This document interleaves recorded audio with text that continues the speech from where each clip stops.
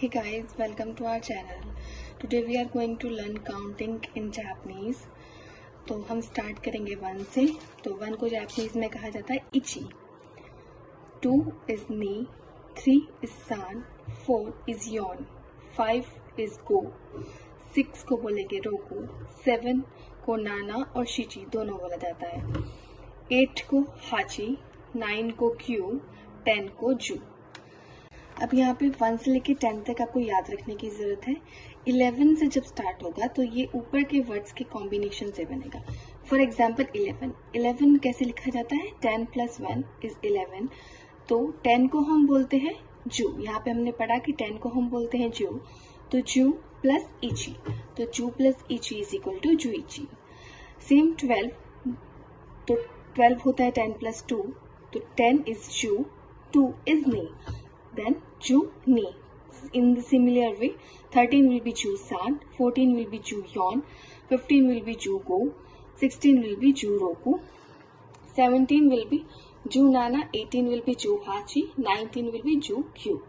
अब जब 20 आता है तो 20 is 2 into 10 is 20. तो 2 को लिखा जाता है नी और 10 को हमने देखा जू लिखा जाता है, तो 20 will be नी जू.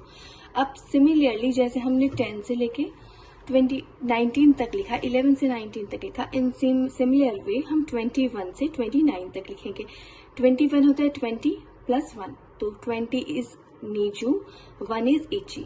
22 नीजू नी, 23 नीजू सान, 24 नीजू योन, 25 नीजू गो, 26 नीजू रोकू, 27 इज नीजू नाना, 28 नीजू हाची, 29 Niju Q.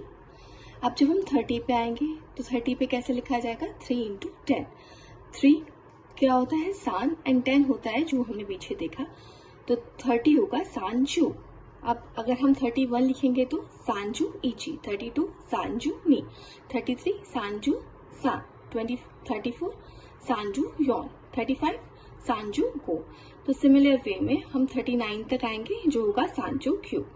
In similar way 40 लिखा जाता है. 40 इज इक्वल टू 4 × 10. 4 को बोलते हैं योन और 10 को जू, तो 40 योन जू.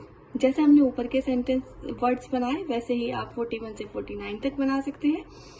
फिर 50 आएगा गो जू, 60 रोकू जू, 70 नाना जू, 80 हाची जू, 90 क्यू जू और 100 याकू. सो इस तरीके से हम 1 से लेके 100 तक की काउंटिंग देखते हैं. आप इस पेज का स्क्रीनशॉट ले सकते हैं. And if you like the video please like, share and subscribe. अब आप